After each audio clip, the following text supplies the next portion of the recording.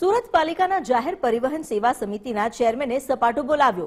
પાલિકા સંચાલિત સિટી બસના કંડક્ટર અને ડ્રાઈવર સામે કાર્યવાહી કરવામાં આવી છે। છેલ્લા 1.5 વર્ષમાં 1032 જેટલા કંડક્ટરની હકાલપટ્ટી કરાઈ, 200 થી વધુ ડ્રાઈવર્સની પણ હકાલપટ્ટી કરાઈ છે।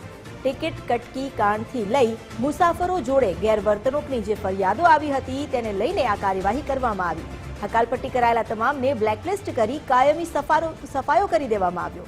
છેલ્લા ઘણા સમયથી ટિકિટ કટકી કાંડની પણ ફરિયાદ ઉઠી હતી। વિજિલન્સની તપાસમાં ગેરરીતિ સામે આવતા કાર્યવાહી કરવામાં આવી।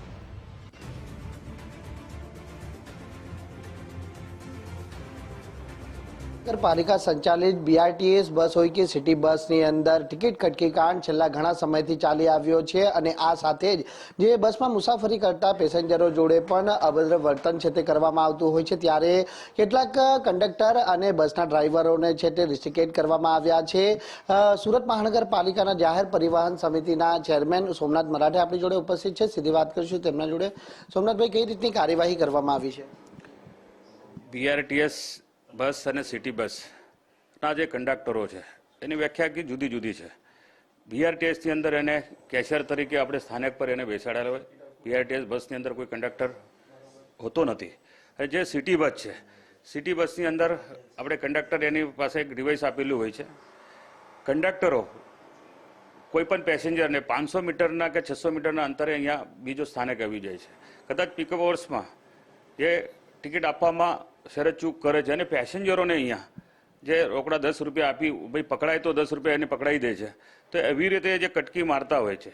જેવા અમારી પાસે વિદ્યાર્થીઓની કે અહીંયાના અન્ય પ્રવાસીઓને મારી પાસે 17 મહિના પહેલાં હું જ્યારે ચેરમેન બન્યો ત્યારે મારી પાસે જે ફરિયાદો આવતી થઈ ત્યારથી હું નવા પોલિસી મુજબ જે ઝીરો એક્સિડન્ટ પોલિસી અમે બનાવી હતી એનામાં અમે નવા નિયમો બનાવ્યા। કોઈ એવી રીતે કોઈ હરકત કરશે તો એને આપણે સીધું બ્લેકલિસ્ટ કરીશું। બ્લેકલિસ્ટ એવી રીતે કરવાનું તો આજીવન એ કોર્પોરેશનમાં કોઈ પણ ડિપાર્ટમેન્ટની અંદર એ પગ ના મૂકી શકે એવી રીતે એને અમે બ્લેકલિસ્ટ કરીએ છીએ।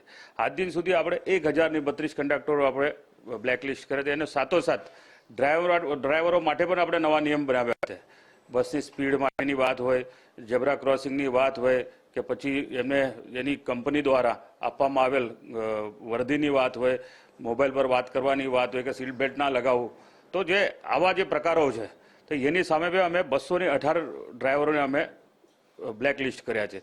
બ્લેકલિસ્ટ કરવા પૂરતું નહીં, અગાઉ એમને ખાલી સસ્પેન્ડ કરવામાં આવતા। મારા આવ્યા પછી એને બ્લેકલિસ્ટ કરવાથી SMCમાં પગ મૂકવાની જગ્યા મળતી નથી અને એના કારણે બહુ મોટો સુધારો પણ આવ્યો છે। જ્યારે આ BRTSની અંદર હાલ આપણે નવું 12મા ધોરણ કંડક્ટર પાસવાળું આપણે જ્યારે ટેન્ડર લાવ્યા અને સિટી બસમાં બી આપણે હમણાં ટેન્ડર આપણે બહાર પાડ્યું છે તો એનાથી બહુ મોટો ફરક થયો છે। જ્યારે અમારી જે કલેક્શન હતું BRTSનું હાલ 30 થી 35% વધી ગયું છે। સિટી બસમાં બી ચોક્કસ આ વધી જશે, મને આનો વિશ્વાસ છે।